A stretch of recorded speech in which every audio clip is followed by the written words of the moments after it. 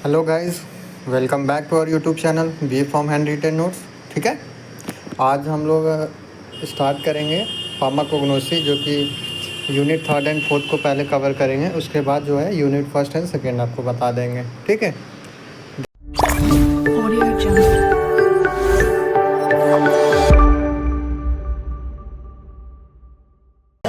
Unit 3rd का नाम क्या है? Plant tissue culture. समझ में आया?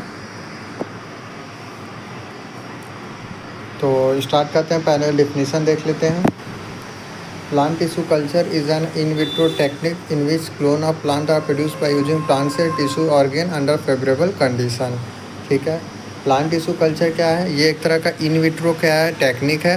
ठीक है, जहाँ से हम लोग जो प्लांट से क्लोन होते हैं वो प्रोड्यूस होते हैं किसके द्वारा? प्लांट सेल से, उनके टिश्यू से, उनके ऑर्गेन से, एंड एक स्पेसिफिक कंडीशन पे। ठीक है, इसी को हम लोग बोलते हैं प्लांट टिश्यू कल्चर। समझ में आया? नेक्स्ट देख लेते हैं।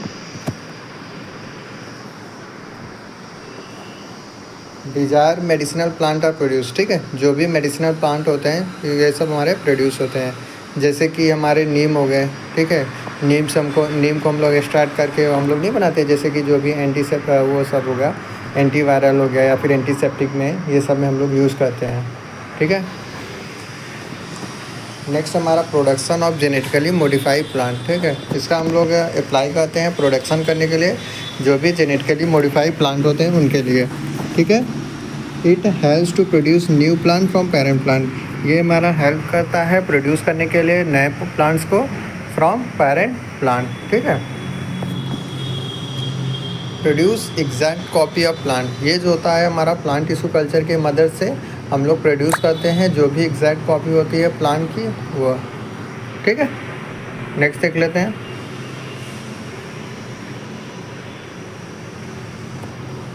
Historical development of plant tissue culture.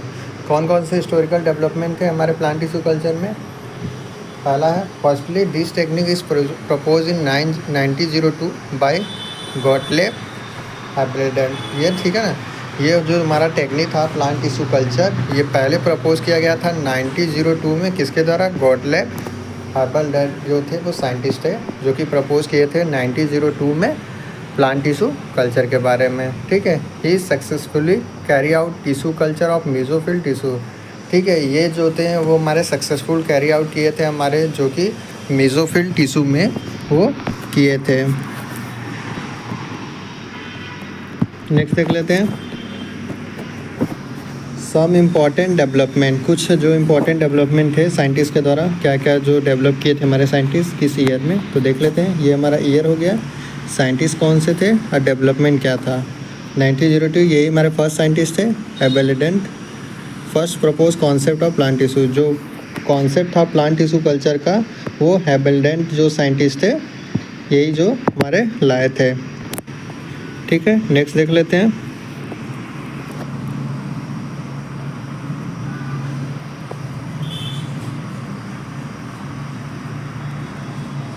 In 94 Hennig जो साइंटिस्ट थे वो इस्टेब्लिशमेंट किए थे एम्ब्रायो कल्चर का फर्स्ट टाइम। ठीक है, इन 1999 कस्टर जो थे वो फर्स्ट ऑब्जर्वेशन किए थे हमारे फ्यूजन सेल्स के बारे में। नेक्स्ट देख लेते हैं। नेक्स्ट हमारा 1992 है, जो कि रॉबिन और कोटे की मदद से इन विट्रो कल्टीवेशन जो हुआ था हमारे रूट टिप्स में हुआ था।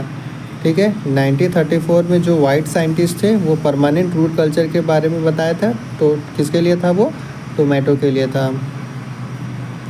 नेक्स्ट क्या था, 1942 में गैदरेट ने जो ऑब्जर्वेशन किया था हमारा secondary metabolite in a plant tissue culture. ठीक है, जो गैदरेट ने थे वो हमारे ऑब्जर्व किए थे सेकेंडरी मेटाबोलिट, जो कि हमारे प्रेजेंट होते हैं प्लांट टिश्यू कल्चर में। नेक्स्ट कौन से किस ईयर में कौन साइंटिस्ट? 1953 में मूर जो थे वो डेवलप किए थे हमारे सिंगल सेल कल्चर के बारे में। 1965 में जो वेसिल जो साइंटिस्ट थे वो रीजनरेशन किए थे development of plant from one single cell. ठीक है, नेक्स्ट हमारा क्या है? ये सब साइंटिस्ट के नाम है और ईयर है, ये आपको याद करना ही पड़ेगा। ठीक है, क्या किए थे, क्या डेवलपमेंट किए थे, किस ईयर में किए थे और कौन से साइंटिस्ट थे। ठीक है, ये ज़्यादा पूछता नहीं है, लेकिन फिर भी आप इसमें से 4-5 जो है हमने बताया है आपको, इसमें से 4-5 आप याद करके लिख सकते हैं कॉपी में अपने। ठीक है, समझ में। नेक्स्ट देख लेते हैं इसमें क्या है। Types of culture. पहला है कैलस कल्चर। क्या होते हैं? It is undifferentiated mass which produce from explant of plant in A nutrients medium under aseptic condition. ठीक है, क्या होता है कैलस कल्चर? क्या होता है? ये अनडिफरेंशिएटेड मास होता है जो कि प्रोड्यूस होता है हमारा, जो भी एक्सप्लांट है हमारा, जो कि पार्ट है प्लांट, जो कि न्यूट्रिएंट मीडियम में होता है। और इसको कहाँ पे रखते हैं हम लोग? एसेप्टिक कंडीशन में, जहाँ पे माइक्रोबियल कंटामिनेशन जो होता है हमारा प्लांट्स में ना हो सके। ठीक। नेक्स्ट इसमें क्या है? It is the source of tissue for plant regeneration. ये हमारा सोर्स होता है टिश्यू का। किसके लिए होता है? हमारे प्लांट को रीजनरेट करने के लिए। ठीक है, नेक्स्ट देख लेते हैं इसमें क्या है।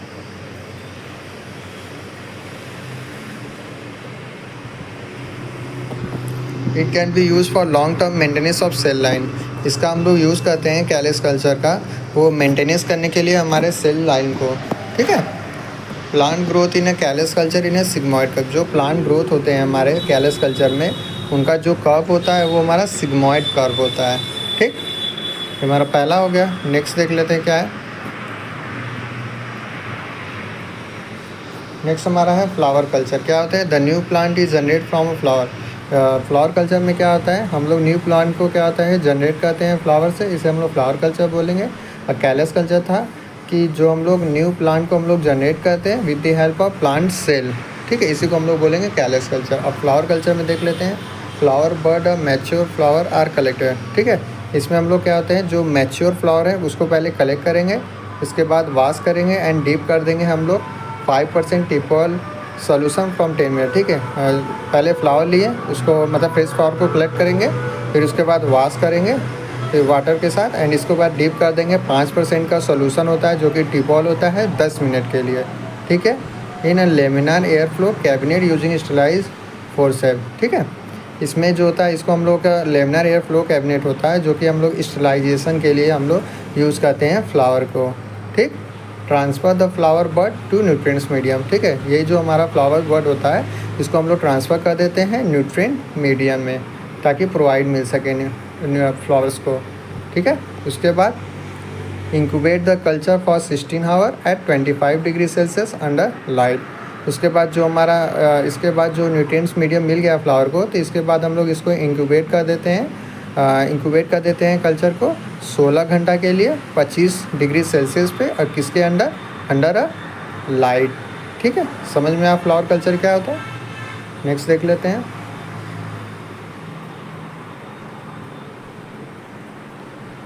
नेक्स्ट तीसरा जो हमारा एंथर एंड पॉलन कल्चर होता है, ये क्या होता है हम बता देते हैं आपको।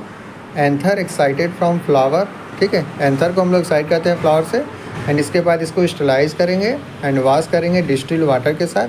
फिर उसके बाद देखिए, पहला क्या है कि फ्लावर से हम लोग एंथर को लेंगे। ठीक है, उसके बाद इसको स्टरलाइज करेंगे एंड वॉश करेंगे डिस्टिल वाटर में।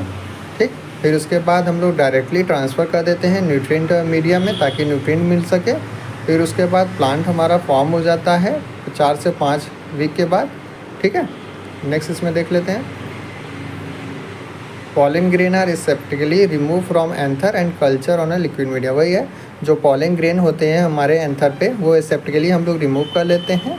ठीक है, एंड उसके बाद कल्चर कर देते हैं लिक्विड मीडियम में, एंड आफ्टर दैट इंक्यूबेट कर देते हैं 28 डिग्री सेल्सियस पे 2 से 3 हफ्ते के लिए डार्क कंडीशन में। एंड हमारा ऑब्टेन हो जाता है जो हेप्लॉयड एम्ब्रॉय होते हैं या फिर कैलस होते हैं, ये हम लोग को मिल जाते हैं। ठीक है, समझ में आया।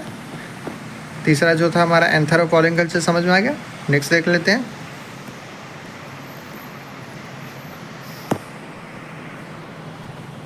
नेक्स्ट हमारा है एम्ब्रॉय कल्चर। क्या होता है? एम्ब्रॉय is obtain from ovule, seed and fruit. ठीक है, जो एम्ब्रॉय होता है इसको हम लोग ऑब्टेन करते हैं। एक बार फिर से बोल दे रहे हैं आपको। एम्ब्रॉय कल्चर की बात करेंगे तो एम्ब्रॉय को हम लोग ऑब्टेन करते हैं कहाँ से? ओव्यूल, सीड से, फ्रूट से। ठीक, उसके बाद हम लोग ऑब्टेन करने के बाद इसको ट्रांसफ़र कर देते हैं न्यूट्रिएंट मीडियम में अंडर एसेप्टिक कंडीशन। इसके बाद इंक्यूबेट कर देंगे 25 डिग्री सेल्सियस पे 16 घंटा के लिए। उसके बाद सब कल्चरिंग करते हैं जो कि फ्रेश मीडियम में होता है, जो कि इंटरवल इसका बताया गया है 3 से 4 वीक के लिए। एंड आफ्टर दैट हमारा जो हमारा कैलस जो हमारा मिल जाता है, एम्ब्रॉय कल्चर हमारा ऑब्टेन हो जाता है। ठीक है, नेक्स्ट देख लेते हैं कौन सा है, seed culture.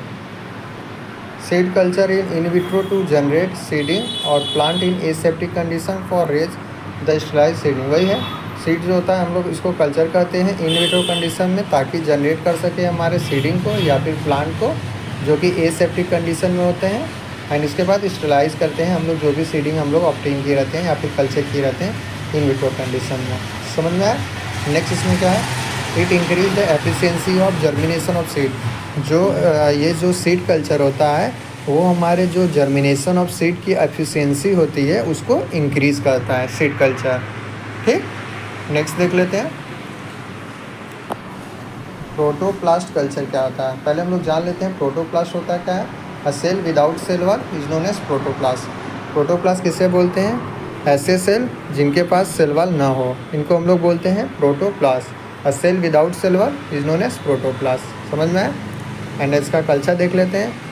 Leaf is excise from plant the स्टर। ठीक है, हम लोग एक्स्ट्रा मतलब लीफ को एक्साइज करते हैं प्लांट से, उसके बाद स्टरलाइज कर देंगे। Removal of epidermal tissue then cut into small fragment. इसमें हम लोग जो रिमूवल करते हैं एपिडर्मल टिश्यू से, ठीक है, एंड उसके बाद कट करते हैं हम लोग छोटे छोटे फ्रेगमेंट्स में।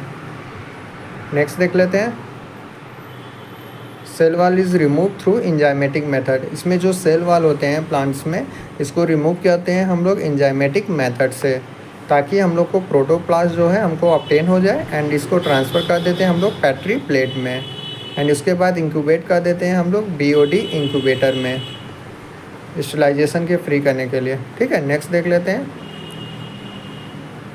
यही है callus from within 2 to 3 week. ठीक है, कैलस जो होता है हमारा फॉर्म हो जाता है 2 से 3 वीक में। एंड उसके बाद सब कल्चर कर देते हैं फ्रेश मीडियम में, जो कि कंटेन करता है हमारा प्लांट हार्मोन, एंड हमारा डेवलप जो होता है हमारा प्लांट्स डेवलप हो जाता है। समझ में आया क्या आता है एम्ब्रॉय कल्चर?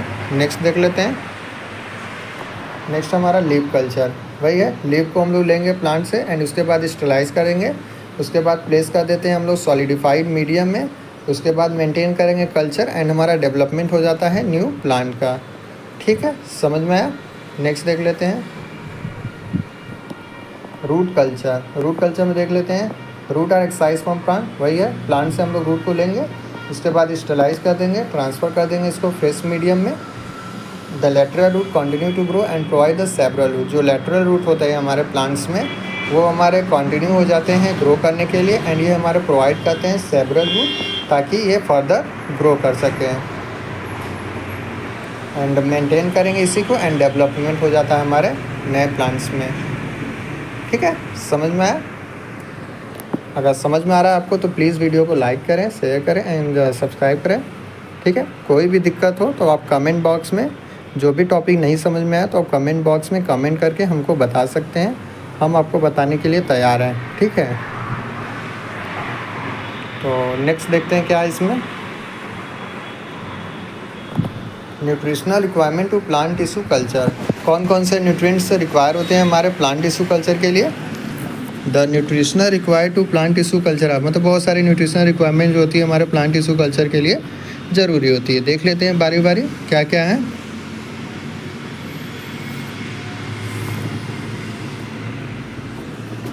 पहला हमारा आता है इनऑर्गेनिक साल्ट। इनऑर्गेनिक साल्ट में हमारे दो आते हैं, एक मैक्रोन्यूट्रिएंट्स आते हैं, दूसरा आता है हमारा माइक्रोन्यूट्रिएंट। बारी बारी देख लेते हैं। मैक्रोन्यूट्रिएंट होते क्या हैं? Required in a large amount for growth and development. जो मैक्रोन्यूट्रिएंट्स होते हैं इसको जो रिक्वायरमेंट होती है वो लार्ज अमाउंट में ग्रोथ के लिए एंड डेवलपमेंट के लिए। ठीक है, इसमें एग्जांपल की बात करेंगे तो एलिमेंट कौन कौन से मैक्रोन्यूट्रिएंट्स में इन्वॉल्व होते हैं, जैसे हमारे नाइट्रोजन जिसको एन से डिनोट करते हैं, कैल्शियम Ca, सल्फर S। ठीक, समझ में आया मैक्रोन्यूट्रिएंट्स? देख लेते हैं माइक्रोन्यूट्रिएंट्स होते क्या हैं। Require in A small amount for growth and development. जो माइक्रोन्यूट्रिएंट्स होते हैं ये रिक्वायर होती है इसको लेस अमाउंट में या फिर स्मॉल अमाउंट में for the growth and development of the plant. इसमें कौन कौन से एग्जांपल है? हमारे आयोडीन हो गए, कॉपर हो गए, कोबाल्ट हो गए। कोबाल्ट का जैसे हम लोग इसे डिनोट करते हैं CO से, एंड कॉपर को भी हम लोग C से, एंड आयोडीन जो होता है हमारा I से। समझ में आया? नेक्स्ट देख लेते हैं दूसरा हमारा ऑर्गेनिक न्यूट्रिएंट्स। कौन कौन से ऑर्गेनिक न्यूट्रिएंट्स होते हैं? पहला हमारा है vitamin. Cell in a culture can synthesis in less amount so required externally in small quantity for growth and development. ठीक है, जो हमारा सेल होता है कल्चर में एंड ये हमारा सिंथेसाइज करता है कुछ अमाउंट में, जो कि एक्सटर्नली इसको रिक्वायर होती है ग्रोथ करने के लिए एंड डेवलपमेंट के लिए। ठीक है, जैसे अगर विटामिन की बात करें तो विटामिन भी नेसेसरी होता है ग्रोथ करने के लिए हमारे प्लांट्स को। तो इसमें कौन से विटामिन जो कि रिस्पॉन्सिबल होते हैं? थियामिन, जो कि विटामिन B1 भी बोलते हैं इसको हम लोग। समझ में आया? नेक्स्ट देख लेते हैं। दूसरा हमारा इसमें है एनर्जी सोर्स। ठीक है, बहुत सारी एनर्जी की रिक्वायरमेंट होती है प्लांट के ग्रोथ करने के लिए एंड डेवलपमेंट के लिए। देख लेते हैं। In a culture plant need external source of energy for the growth and वही है जो प्लांट टिश्यू कल्चर होता है उसको एक्सटर्नली सोर्स की ज़रूरत होती है, सोर्स ऑफ एनर्जी, तो वो ताकि हमारा प्लांट ग्रो कर सके एंड डेवलप हो सके अच्छे से। एनर्जी सोर्स में जो एग्जांपल है वो देख लेते हैं। वो हमारा सुक्रोज आएगा, ग्लूकोज आएंगे, ये सब रिक्वायरमेंट होती है। ठीक है, for the growth of the plant. ठीक, नेक्स्ट देख लेते हैं फाइटो हार्मोन। ठीक है, phytohormone the plant hormone are required to promote the growth of plant. मतलब बहुत सारे प्लांट हार्मोन होते हैं ताकि रिस्पॉन्सिबल होते हैं ग्रोथ करने के लिए हमारे प्लांट्स के। एग्जाम्पल में कौन कौन से प्लांट हार्मोन होते हैं? जैसे कि ऑक्सिन होते हैं जो कि प्लांट ग्रोथ प्रमोटर होते हैं, ये हमारे प्रमोट करते हैं ग्रोथ ऑफ द प्लांट। दूसरा हमारा साइटोकाइनिन। साइटोकाइनिन जो होता है हमारा सेल डिवीज़न के लिए रहता है, लेकिन ये भी प्लांट ग्रोथ को प्रमोट करता है। ठीक, समझ में आया? नेक्स्ट देख लेते हैं इसमें क्या है। नेक्स्ट हमारा है सॉलिडिफाइंग एजेंट। क्या होता है? Solidifying agent are use in a preparation of semi solid culture media. Solidifying agent का हम लोग यूज़ करते हैं प्रिपेयर करने के लिए सेमी सॉलिड और सॉलिड कल्चर मीडिया। ठीक है, एग्जाम्पल इसके क्या होते हैं? अगार हो गया हमारा, जिलेटिन, ये हमारे सॉलिडिफाइंग एजेंट होते हैं ताकि हम लोग इसको यूज़ करके हमारे प्लांट जो होते हैं उनके ग्रोथ एंड डेवलपमेंट में उसका हेल्पिंग कर सकें। ठीक है, समझ में आया? नेक्स्ट देख लेते हैं।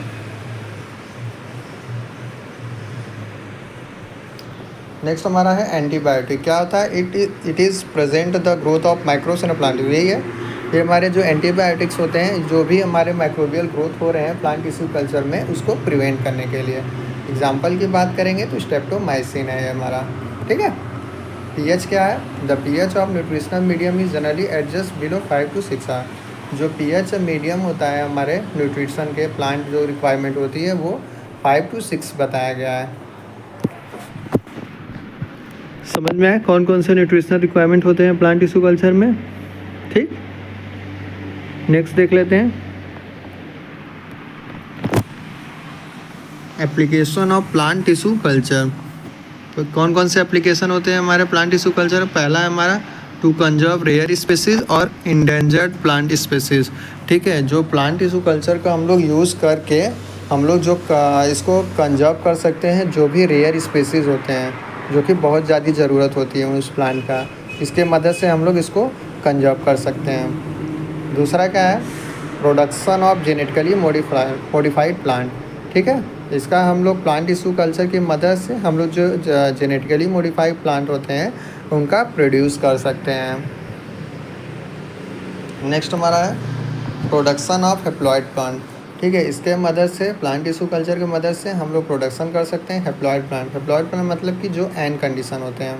ठीक है, 2N मतलब डिप्लॉइड प्लांट। फोर्थ है हमारा to study the respiration and metabolism of plant. Plant tissue culture जो होता है वो अप्लाई करते हैं हम लोग स्टडी करने के लिए क्या है हमारे रेस्पिरेशन एंड मेटाबॉलिज्म क्या है हमारे प्लांट्स का, उसका। नेक्स्ट है हमारा for the improvement in a crops. Plant tissue culture का हम लोग अप्लाई करते हैं इम्प्रूव करने के लिए क्रॉप्स का।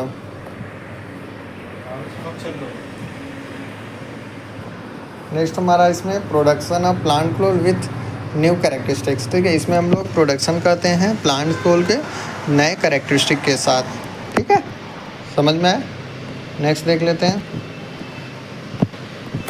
Edible vaccine. क्या होता है? Edible vaccine are transgenic plant. जो एडिबल वैक्सीन होते हैं वो हमारे ट्रांसजेनिक प्लांट होते हैं एंड एनिमल बेस्ड प्रोडक्शन होते हैं। ठीक है, एडिबल वैक्सीन जो होते हैं हमारे ट्रांसजेनिक प्लांट होते हैं एंड ये एनिमल बेस्ड प्रोडक्शन होते हैं जो कि हमारे स्टिमुलेट करते हैं इम्यून रिस्पॉन्स ऑफ एनिमल्स। ठीक है, मतलब जो एडिबल वैक्सीन होती है हमारे transgenic plant and animal based production होते हैं ताकि ये हमारे स्टिमुलेट करते हैं जो भी इम्यून रिस्पॉन्स होती है एनिमल के उनके। ठीक, नेक्स्ट देख लेते हैं। ये कट गया है पेज, रहने देते हैं इसको। नेक्स्ट इसमें है edible vaccine contain DNA fragment from the original pathogen which responsible for stimulate the body immune response. वही है, जो एडिबल वैक्सीन होते हैं वो हमारे कंटेन करते हैं डीएनए फ्रेगमेंट को जो कि ओरिजिनल पैथोजन से होते हैं ताकि ये रिस्पॉन्सिबल होते हैं स्टिमुलेट करने के लिए जो भी बॉडी इम्यून रिस्पॉन्स होती है उसके। ठीक है, एडिबल वैक्सीन के मदद से हम लोग जो इम्यून सिस्टम नहीं होती है बॉडी को उसको इन्हांस करते हैं। ठीक, यही है। They are use for preventing infectious disease. ठीक है, अगर हमारा इम्यून सिस्टम अच्छा रहेगा तो इन्फेक्शस डिजीज भी आकर नहीं होंगी, तो यही बोला गया है, they are use for preventing infectious disease. Next देख लेते हैं plant use for edible vaccine. कौन कौन सा प्लांट जो होता है हम लोग यूज़ करते हैं एडिबल वैक्सीन के लिए। पहला है पोटैटो जो कि आलू, बनाना, केला, राइस, चावल, कैरेट, गाजर। समझ में आया? नेक्स्ट देख लेते हैं एडवांटेज क्या है हमारे एडिबल वैक्सीन के।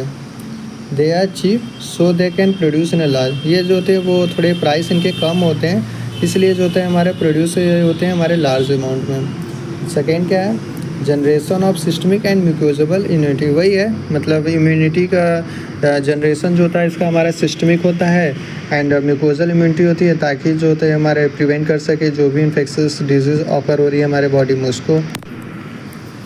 It has a easy to store. ये हमारे ईजिली स्टोर हो जाते हैं एडिबल वैक्सीन। नेक्स्ट देख लेते हैं एग्जाम्पल कौन कौन से। हमारा वैक्सीन होगा, वेक्टर क्या यूज़ करेंगे और डिजीज़ क्या है। पहला है हेपेटाइटिस बी वायरस। इसमें कौन सा वेक्टर यूज़ करते हैं, टोबैको, पोटैटो। डिजीज़ किसके लिए होती है, हेपेटाइटिस बी। नेक्स्ट हमारा कौन सा है वैक्सीन, HIV वायरस वैक्सीन जो होता है, इसमें जो वेक्टर पाया जाता है वो हमारा टोमेटो होता है। डिजीज़ कौन सी होती है इसमें, AIDS, acquired immunodeficiency syndrome. तो आज के लिए बस इतना ही। थर्ड यूनिट कंप्लीट हो चुका है, तो मिलते हैं नेक्स्ट वीडियो में फोर्थ यूनिट के साथ। ठीक है, तब तक के लिए बाय एंड टेक केयर।